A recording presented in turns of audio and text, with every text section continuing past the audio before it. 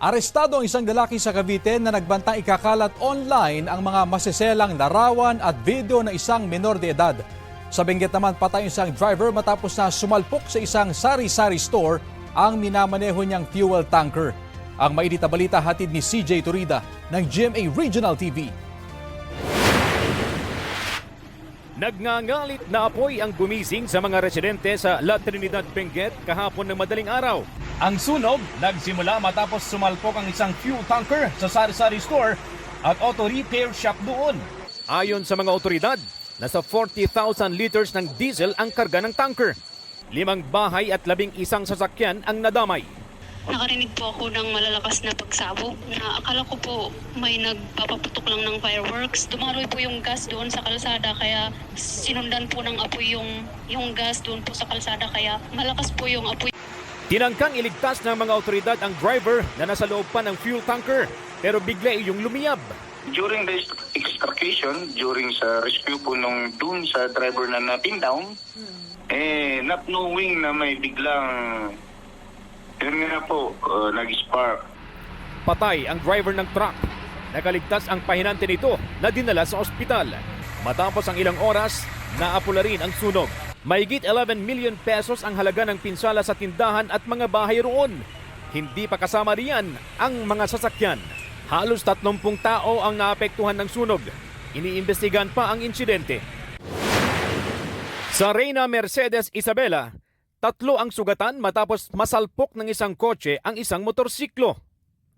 Ayon sa mga otoridad, pagewang-gewang ang takbo ng kotseng tumama sa motorsiklo bago tumama sa pader ng barangay hall.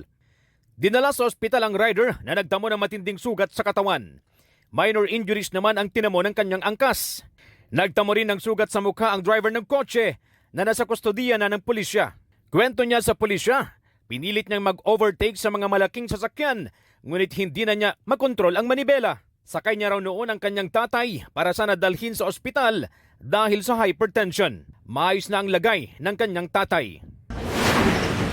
Arestado sa Imus, Cavite ang isang lalaking nagbantang ipakakalat umano ang mga malalaswang larawan at video ng isang babaeng 17 taong gulang kung hindi makikipagtalik sa kanya.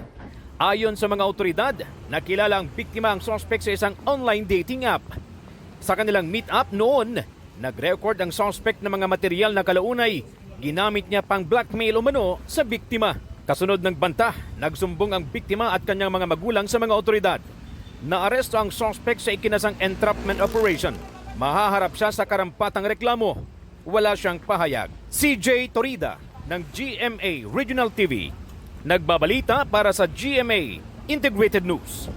Arestado naman ang 3 lalaki dahil sa pagbebenta umano ng iligal na droga sa Dinalupihan, Bataan. Nakuha mula sa kanila ang 600 gramo ng umano'y shabu na may halagang mahigit sa 4 na milyong piso. Maharap ang mga suspects sa reklamong paglabag sa Comprehensive Dangerous Drugs Act. Wala silang pahayag.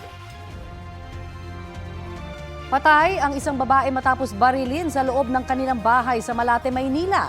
Utang ang isa sa mga tinitingnang motibo sa krimen. Balitang hatid ni EJ Gomez. Tinirikan na lang ng kandila ang 2 palapag na bahay na ito sa Arellano Street, Barangay 732, Malate, Maynila. Matapos ang pamamaril sa 37 taong gulang na babae mag-aalas 10 kagabi. Bago ang pamamaril, nakita pa sa CCTV ang isa sa gunmen na naglalakad papunta sa bahay ng biktima.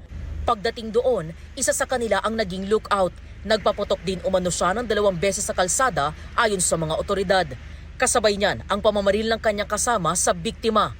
Nagkabutas-butas ang screen door ng bahay ng biktima dahil sa mga tama ng bala. Dinungaw lang po siya at binaril po siya ron. Based po doon sa report ng ospital ay nasa 4 na tama daw po ng bala sa ulo. Ang inabot na isa ng residente po namin. Dead on the spot ang biktima. Matapos ang krimen, nakita pa ang mga salari na kumaripas ng takbo papalayo sa pinangyarihan ng insidente at nanutok pa raw ng baril sa barangay Kagawad. Nakatambay ako dito sa isang kanto ng barangay namin at nakarinig nga po ako ng 8 gunshots. Dali-dali akong tumakbo papunta rito at nakasalubong ko pa nga po yung 2 gunmen at yung isa nga po sa mga gunmen tinutukan pa ako ng baril at sinigawan ako ng tabi. Buti na lamang hindi ako binaril. At yung isa po siguro mga nasa 5'11", yung isa naman po sa mga nasa 5'7". Ayon sa kaanak ng biktima, nasaksihan daw mismo ng 11 taong gulang na anak ng babae ang nangyaring pamamaril. Iyak lang daw po ng iyak yung pamangkin ko. Nakita po ni Kagawad Coco na pagpasok niya nakatayo doon sa kama yung pamangkin ko na umiiyak. May bumaril sa nanay niya, kitang-kita niya. Dati raw tumakbo bilang kagawad noong 2022 ang biktima. Dati rin siyang online seller at BPO worker ayon sa barangay. Tingin ng kanyang kaanak, malaking utang ng biktima ang posibleng ugat ng krimen. Ang utang nababayaran. Ang buhay, isa lang yan eh. Tsaka yung pamangkin ko bata pa. Para mawala ng ina. Sana naman hindi ganun yung ginawa. Napaka-brutal. Patuloy ang investigasyon ng pulisya at manhunt operations sa mga salarin. EJ Gomez, nagbabalita para sa GMA Integrated News. Sa mga kapusong motorista natin dyan, naku, handa na po ang ating budget dahil may malakihang taas presyo po ang ilang produktong petrolyo simula bukas.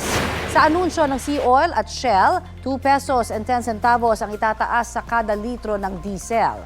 1 peso and 50 centavos naman para sa gasolina, habang 1 peso and 20 centavos sa kada litro ng kerosene. Wala pang anunsyo ang iba pang oil companies.